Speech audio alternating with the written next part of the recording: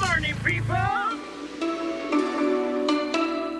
Con migración, hoy es lunes y esto es parte también de los temas que abordamos cada inicio de semana. Vamos con asesoría migratoria y fíjense, vamos a hablar de esos problemas y errores que están relacionados al proceso de la visa de turista.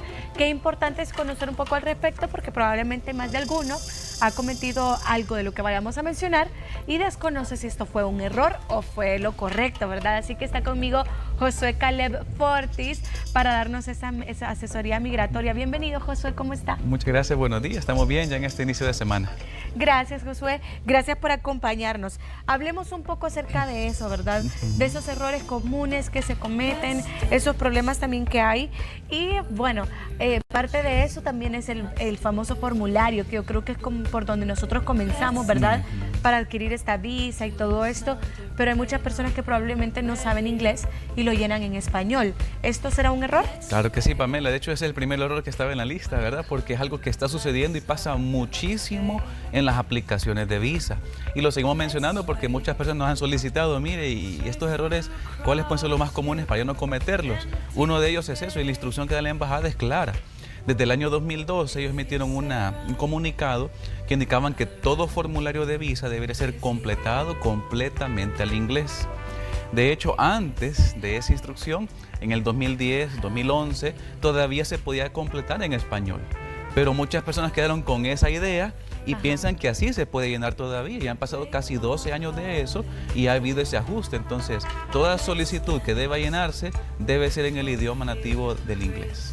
Ok, o sea que es mejor una asesoría, ¿verdad? Si yo desconozco de inglés, mejor que alguien lo llene por mí, que sepa bien el idioma. Que pueda hacerlo, porque de esa manera evitaremos que el oficial pues tenga dudas a la hora de leer la información que hemos colocado.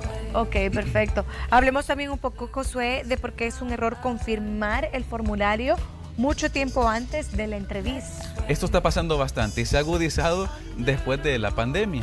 Como las citas han estado demasiado tardadas, que estamos hablando de casi 10, 12 meses muchas veces, muchas personas les confirmaron el formulario. ¿Y qué quiere decir confirmar? Ajá. Quiere decir que llenaron el formulario y hay un botón donde dice enviar.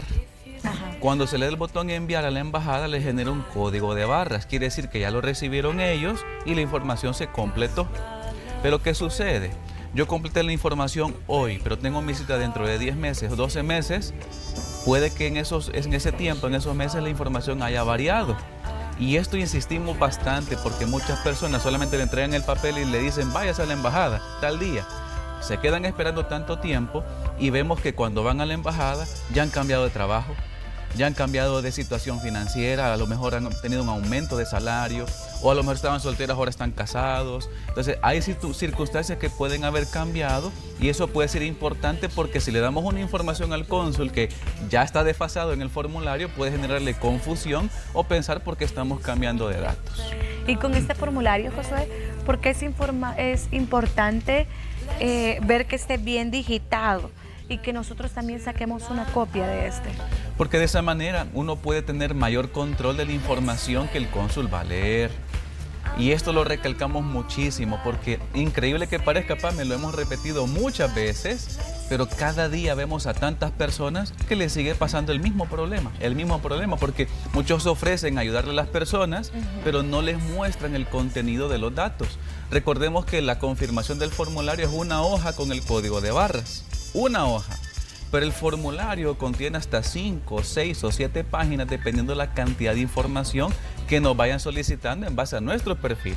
Sí. Hay perfiles que van a requerir solamente 4 páginas como el de los niños, pero el de un adulto que por ejemplo ya cursó ciertos estudios, ha tenido varios trabajos, puede que se llene hasta 6 a 7 páginas. Wow. Entonces esa información es importante que la persona lo sepa porque si algo no va bien digitado o no va correctamente escrito, el cónsul puede generarle inconvenientes a la hora de saber qué información estamos tramitándole nosotros. Y es mejor que nosotros conozcamos y mejor que tenga más información a que le haga falta, ¿verdad? Exacto. También. ¿Hay alguna pregunta dentro de este formulario, Josué, que sea la más importante? Claro que sí, la sección del trabajo. De hecho, con Heriberto lo hemos mencionado muchas veces. ¿Por qué decimos esto? Porque en esa parte del trabajo dice que describa brevemente a qué se dedica. Cuando la persona le dicen que describa brevemente es porque la embajada quiere saber qué es lo que hacemos, qué hace esta persona, a qué me dedico. Entonces, si yo solamente le pongo una palabra como, por ejemplo, médico, enfermera, contador, estamos limitando a una profesión, pero no exactamente lo que hacemos. Entonces es importante mencionarlo. Por ejemplo, ¿qué tal? Hablando de un médico, va a tramitar la visa, es cierto que le va a poner médico, pero ¿qué tal si lleva 20 años de ejercer la medicina?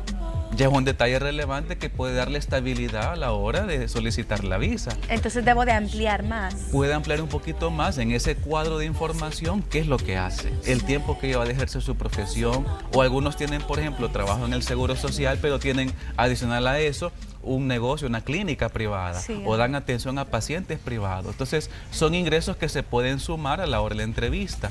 Hemos tenido, por ejemplo, contadores, arquitectos, que trabajan en cierto lugar y tienen también sus propias oficinas. Hemos tenido, por ejemplo, comerciantes, comerciantes que tienen sus negocios de pupuserías, por ejemplo, comedores, pero aparte de eso tienen alquiler de propiedad. Entonces, ¿por qué no escribir esa información? Mira, aparte de mi negocio, tengo 2 propiedades y alquilo en tal cantidad. Y eso se pone en la solicitud. Entonces, el cónsul se va formando una idea y no nos limitamos solamente a un ingreso, sino que esto puede aumentar. Y hay personas que llenan más de un formulario a veces, Josué, y cambian la información. Por ejemplo, yo llené hace 2 años un formulario, puse cierta información y hoy en este nuevo, perdón, pongo otra información. ¿Eso es malo? Hasta cierto punto sí, pero no toda. Hablemos de un punto que sí podría afectar. Por ejemplo, me negaron la visa porque apliqué hace 5 años, pero yo había mencionado que tenía 2 hijos ilegales en Estados Unidos. Y ahora me están diciendo que no los mencione y no los pongo en el formulario. ¿Qué está pasando ahí? Como estamos cambiando la versión de los datos, antes dije que tenía hijos y ahora no, el oficial, si tiene acceso a ese formulario anterior y llega a cuestionarle por qué lo hemos omitido, o llega a cuestionarle si tenemos una evidencia de que los hijos regresaron a El Salvador y no la tenemos, entonces ahí estaríamos cometiendo fraude. Nos ponen fraude en el sistema y va a ser difícil que esa persona vuelva a obtener una visa en el futuro. Así que si nos está viendo en este momento, es importante que tenga en cuenta esto, que si ha puesto cierta información relevante en el formulario y ahora está llenando una nueva solicitud, cuidado con la información que va a colocar para que no le genere problemas. Ok, muy importante eso, ¿verdad? Porque yo también desconocía que se podía llenar más de una vez el formulario. Sí, de hecho hay personas que lo han llenado hasta en 5, 6, 7 oportunidades porque han aplicado a diferentes visas o han tenido algunas negaciones en el pasado. Cuando hay negación, ¿es un formulario diferente? No, se llena siempre el mismo, el DS-160. Lo importante es que vaya información actualizada. Ok, hablemos también porque es importante no omitir deportaciones, ilegalidades o haber sido también detenido a veces por autoridades. Esto está sucediendo mucho y se empezó a ser más detallista la embajada en ello en el 2015, 2016, lo notamos bastante en la oficina. Empezaron a pedirle a muchas personas información o historial de detenciones, aunque nunca habían tenido problema con la policía, Pamela. Entonces, cuando una persona en el pasado, hace 5, 10, 15 años, tuvo una detención de solamente 3 días, pero se resolvió, es decir, que los cargos fueron levantados, los quitaron, ¿verdad? Fue sobreseído, fue absuelto. Quizás alguien diga, no, es que mi abogado me dijo que eso ya no va a estar en el sistema.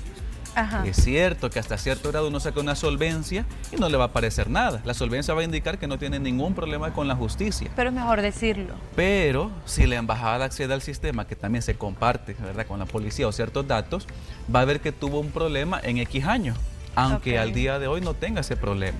Entonces la embajada va a querer saber lo que sucedió en tal año, qué pasó con esa detención, en qué se resolvió. Entonces debe de haber un registro en la fiscalía, en el juzgado. Entonces tiene que buscar ese papel, llevarlo a la embajada, se llama la copia simple del proceso, y eso le va a servir al cónsul para tener una idea de qué pasó y en base a eso tomar una decisión. Y va a depender también de que lo hayan acusado, por supuesto. Si yo lo omito, puede que él también se dé cuenta de que lo omití. Hemos tenido muchas personas que lo omitieron porque en muchos lugares les dijeron que no lo pusiera porque ya pasaron 10 años, 15 años. Les salió en el sistema y les negaron la visa. Entonces es mejor importante mencionarlo, aunque se resolvió, y llevar el documento que lo respalde. Totalmente.